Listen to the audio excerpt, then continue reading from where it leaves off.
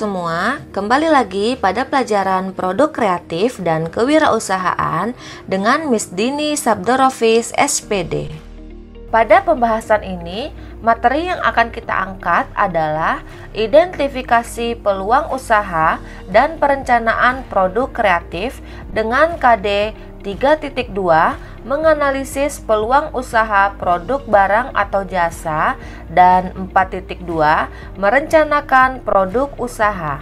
Adapun tujuan pembelajaran pada materi ini adalah memahami dan mengetahui gambaran era revolusi industri 4.0, memahami dan mengetahui gambaran tentang VUCA, menjelaskan tentang peluang-peluang usaha, menjelaskan tentang penentuan ide usaha, memahami dan menjelaskan tentang merencanakan produk untuk usaha, dan menjelaskan serta menggambarkan perencanaan produk usaha dan kelengkapannya. Elon Musk mengatakan, saat sesuatu penting bagimu, lakukan itu walaupun peluangnya tidak berpihak padamu.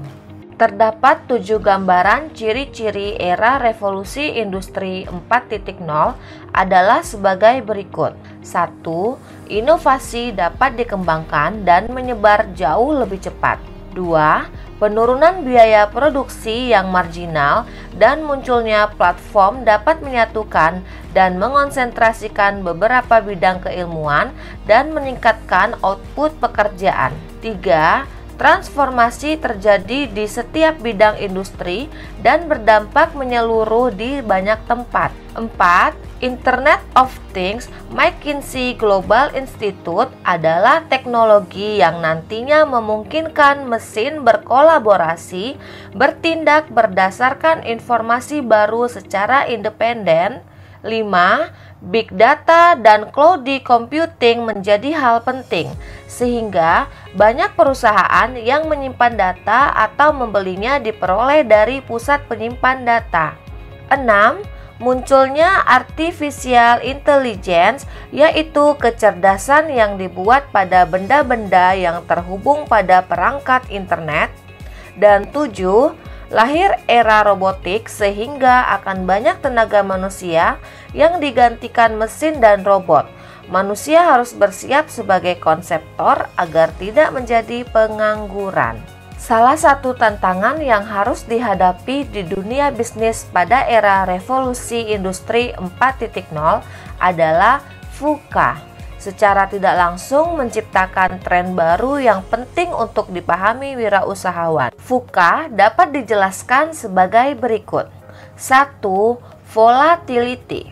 Perubahan kejadian yang sangat cepat dalam berbagai hal, seperti sosial, politik, ekonomi. 2. Uncertainty. Sulit memprediksi isu dan peristiwa yang terjadi saat ini atau masa datang. 3. Complexity, adanya gangguan dan kekacauan setiap organisasi. Dan 4. Ambiguity, sebuah keadaan yang masih mengambang dan kejelasan masih dipertanyakan. Adapun 4 langkah persiapan menghadapi VUCA menurut Profesor Andreas Raharso adalah from best practices to next practices, dari praktik terbaik menjadi praktik berikutnya. From fear to brave, dari ketakutan menjadi keberanian. From know it all to learn it all, dari mengetahui semua hal menjadi mempelajari semua hal. Dan from we under threats to we have opportunities, dari banyak ancaman yang datang menjadi banyak peluang yang bisa kita raih. A. Ekonomi kreatif, industri kreatif, dan sektor usaha. 1. Ekonomi kreatif. Ekonomi kreatif adalah sebuah konsep yang menempatkan kreativitas dan pengetahuan sebagai aset utama dalam menggerakkan ekonomi. Studi ekonomi kreatif terbaru yang dilakukan United Nations Conference on Trade and Development (UNCTAD) tahun 2010 menjabarkan bahwa ekonomi kreatif mendorong peningkatan pendapatan, penciptaan pekerjaan, pendapatan ekspor, dan mempromosikan kepedulian sosial, keragaman budaya, dan pengembangan manusia. Ekonomi kreatif mengikutsertakan aspek sosial, budaya, dan ekonomi dalam pengembangan teknologi, hak kekayaan intelektual, dan pariwisata. Ekonomi kreatif, kumpulan aktivitas ekonomi berbasis pengetahuan dengan dimensi pengembangan dan keterhubungan lintas sektoral pada level ekonomi mikro dan makro secara keseluruhan. Ekonomi kreatif, suatu pilihan strategi pengembangan yang membutuhkan tindakan lintas kementerian dan kebijakan yang inovatif. Dan ekonomi kreatif merupakan jantung ekonomi kreatif, terdapat industri kreatif. 2. Industri kreatif. Ekonomi kreatif dalam hubungannya dengan industri kreatif adalah kegiatan ekonomi yang mencakup industri dengan kreativitas sumber daya manusia sebagai aset utama untuk menciptakan nilai tambah ekonomi. B. Produktif kreatif. Menurut Institute for Development Economy and Finance tahun 2005, ekonomi kreatif merupakan proses peningkatan nilai tambah hasil dari eksploitasi kekayaan intelektual berupa kreativitas, keahlian, dan bakat individu menjadi suatu produk yang dapat dijual. Adapun 16 subsektor industri dan contoh produk kreatif adalah 1. Aplikasi dan game atau permainan, contohnya aplikasi pemesanan transportasi online. 2. Desain produk, contohnya ballpoint yang menyatu dengan pensil. 3. Fashion, contohnya jaket multifungsi yang dapat menjadi jas hujan juga. 4. Desain komunikasi visual atau decave, contohnya desain logo unik. 5. Fotografi, contohnya jasa foto katalog produk. 6. Kriya, contohnya miniatur motor dari kayu. 7. Kuliner, contohnya burger ramen. 8. Seni pertunjukan, contohnya stand up komedi. 9. Arsitektur, contohnya jasa pembangunan rumah. 10. Film, animasi, video, contohnya video pendek. 11. Musik, contohnya toko alat musik. 12. Penerbitan, contohnya jasa pembuatan blog atau website. 13. Periklanan, contohnya Instagram Ads dan majalah. 14. Seni rupa, contohnya penjualan foto-foto seni. 15. Televisi dan radio, contohnya agensi artis. Dan 16. Desain interior, contohnya perancangan interior tetap seperti floor plan, perancangan interior bergerak atau movable, contohnya desain furniture, dan perancangan dekoratif, contohnya desain hiasan pernikahan. Berikut ini akan kita saksikan sebuah video dari seorang konten kreator muda yang bernama Felicia Putri. Well, ini gue tertarik banget nih karena lu kan konten kreator yang banyak ngomongin soal keuangan juga. Bisa diceritain nggak sebelum kita mulai lebih jauh nih, Felicia Putri itu siapa dan pekerjaannya tuh kegiatannya ngapain aja? Kalau gue tuh suka di social media, gue bilangnya investment storyteller. Oke. Content creator sih sebenarnya, cuma kayak untuk bikin kita stand out gitu kan, kita bikin branding khusus kan. Then I call myself kayak investment storyteller. Investment storyteller. Iya. Kenapa investment dan storyteller? Investment ya karena ngomongnya investasi kan. Terus kenapa storyteller? Karena I think investasi, finance is actually about story gitu loh. Cerita kehidupan kita sehari-hari dan nggak seribet kayak semuanya tentang angka sama data, karena kan orang ngeliatnya kayak gitu kan bang. Ya, jadi I believe investment tuh awalnya dari story, that story translate into numbers nanti. Oke, menarik ya. Berarti karena kalau orang dengar investasi yang kebayang udah langsung angka, langsung naruh berapa, dapat berapa. Iya, harus baca laporan keuangan, ya kan. Tapi sebenarnya di bawah itu semua ada cerita.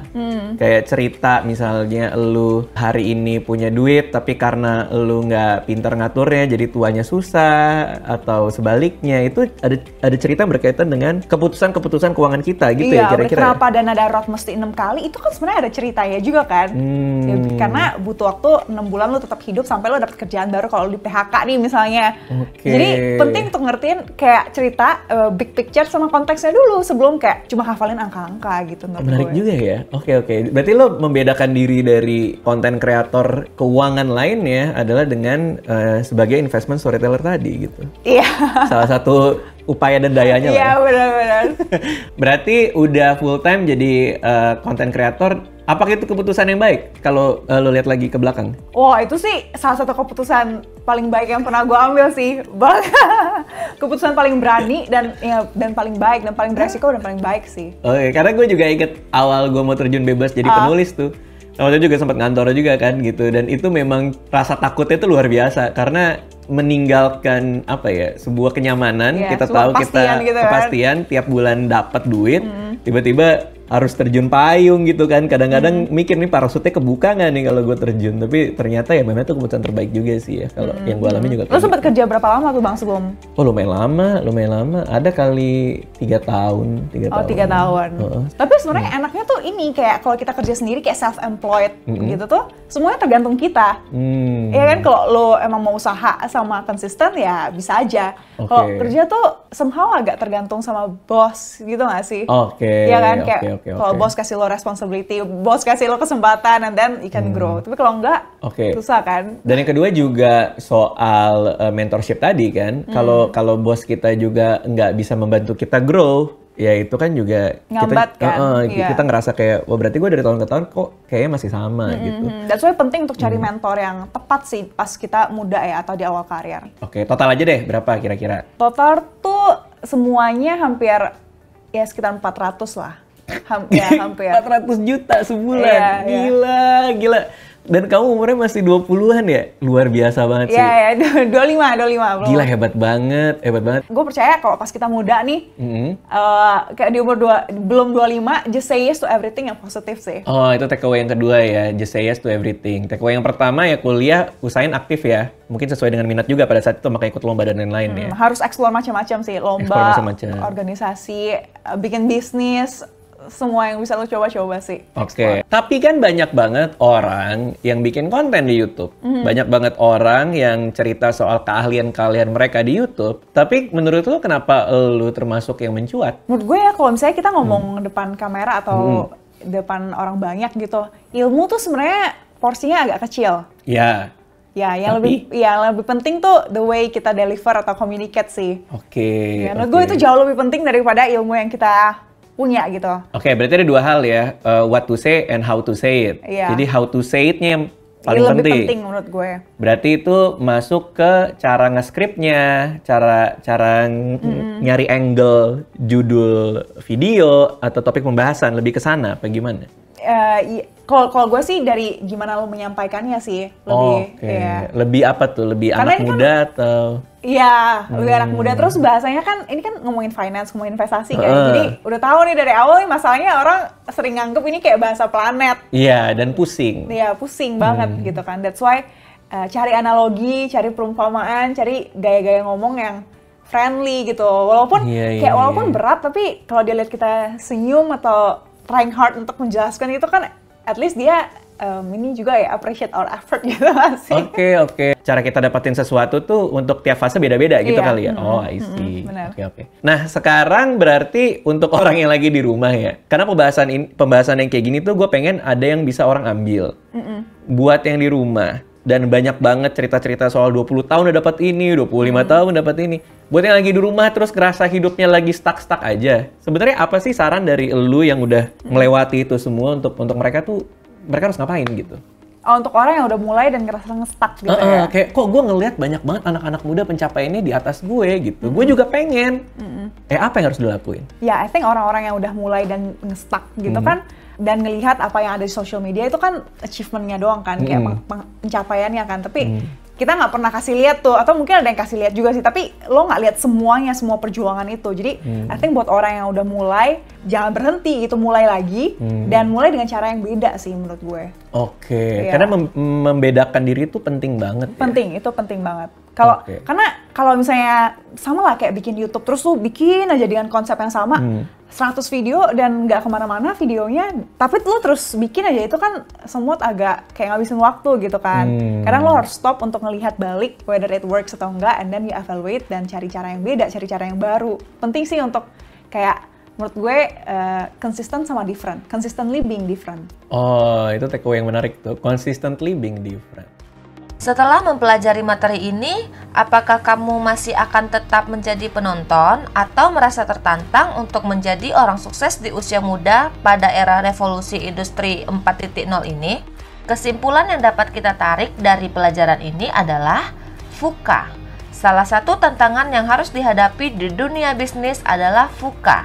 Untuk menghadapi VUCA, salah satu caranya adalah menjadi wirausahawan yang berpikir kreatif. Ekonomi kreatif adalah sebuah konsep yang menempatkan kreativitas dan pengetahuan sebagai aset utama dalam menggerakkan ekonomi. Dan industri kreatif pada Cetak Biru Pengembangan Ekonomi Kreatif Nasional 2009-2015 pada tahun 2008 adalah industri yang berasal dari pemanfaatan kreativitas, keterampilan, serta bakat individu untuk menciptakan kesejahteraan serta lapangan pekerjaan melalui penciptaan dan pemanfaatan daya kreasi dan cipta individu. Demikianlah materi produk kreatif dan kewirausahaan yang disampaikan pada hari ini. Semoga materi ini dapat menjadi inspirasi dan membuat mimpi kalian menjadi kenyataan. Terima kasih dan bye-bye.